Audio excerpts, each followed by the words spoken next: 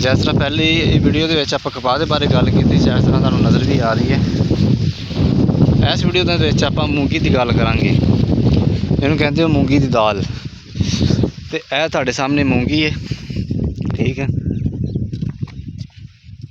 Check करो। तो माशाल्लाह अच्छी रवानगी से पानी शानी लगा हुआ है। बूटा देखा है तो बूटा भी माशाल्लाह ज़बरदस्त खड़ा है, ठीक है। उदा भी बेहतरीन नज़र आ रही है, क्योंकि देखा जाए तो पाकिस्तान में सब तो जी ज़्यादा चीज़ खाधी जाती है आलूआं तो बाद दालां ने जिहड़ियां पाकिस्तान के अंदर सब तो ज़्यादा इस्तेमाल होंदियां ने खान पीन दे विच, क्योंकि इस तो इलावा तो इंसान की हैसियत है ही नहीं। महंगाई इतनी हो गई है, इतनी गुरबत हो गई है कि बंदा कोई और चीज़ परचेज़ कर ही नहीं सकता, अफोर्ड कर ही नहीं सकता, सवाए दालां तो आलूआं तो। इस तो इलावा तो हर चीज़ गरीब की पहुँच तो बहुत दूर आ।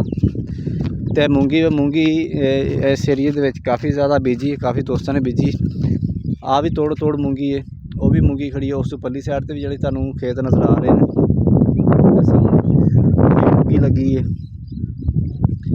तो बाकी तुहानू पता मूंगी की दाल यूज़ होंदी है, चने की दाल यूज़ होंदी है, दाल माह होंदी है, मसर होंदी है, दाल माश होंदी है।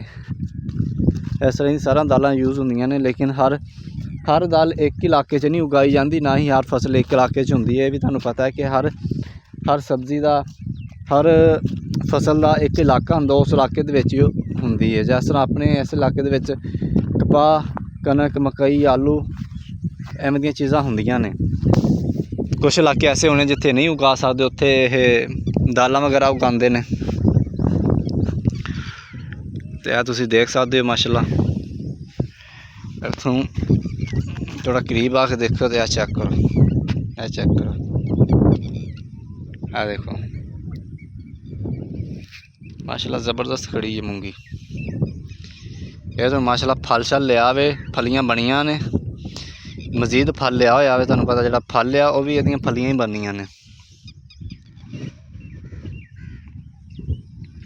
बाकी तुहाडे नाल छोटी जी गुजारिश है कि यार चैनल नूं लाजमी सबसक्राइब करया करो। तुसीं वीडियो देख लैंदे हो ना, उत्ते कमेंट करदे हो ना, वीडियो नूं लाइक करदे हो। तो तुहाडे नाल गुजारिश है कि वीडियो नूं लाइक भी करया करो, कमेंट भी कर दिया करो, अगे शेयर भी कर दिया करो, घंटी के बटन नूं दबा दिया करो। तो चैनल नूं लाजमी सबसक्राइब करया करो, क्योंकि वाच टाइम के नाल सानू सबसक्राइबर की भी जरूरत होंदी है। बाकी तुहाडा प्यार जिहड़ा वे इसलिए लव यू कि तुसीं इतना प्यार दिंदे हो, वीडियो देखते हो, टाइम कढदे हो।